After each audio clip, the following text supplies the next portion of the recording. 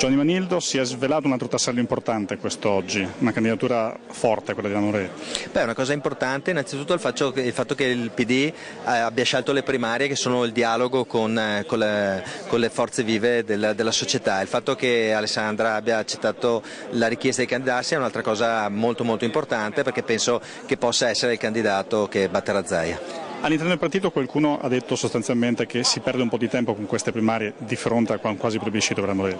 No, io sono nato con le primarie, a Treviso ho fatto le primarie, io penso che le primarie sono importanti nel momento in cui non si perde di vista che il vero competitore è colui che sta dall'altra parte, quindi se queste primarie saranno un momento di crescita del programma, un momento di crescita, di incontro e di ascolto con il Veneto, saranno un fattore di ulteriore crescita.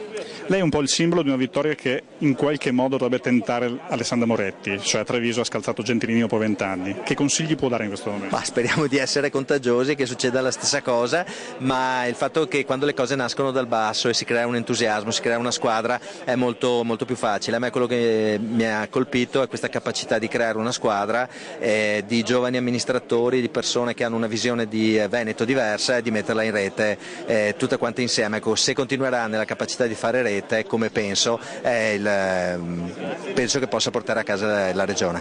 A Treviso c'era una guida comunale abbastanza logora, se vogliamo. In Regione le pare lo stesso o bisognerà lavorare diversamente? No, io penso, io ho avuto come sfidante Gentilini, che era un'icona di un periodo e sicuramente il fattore anagrafico non l'aiutava.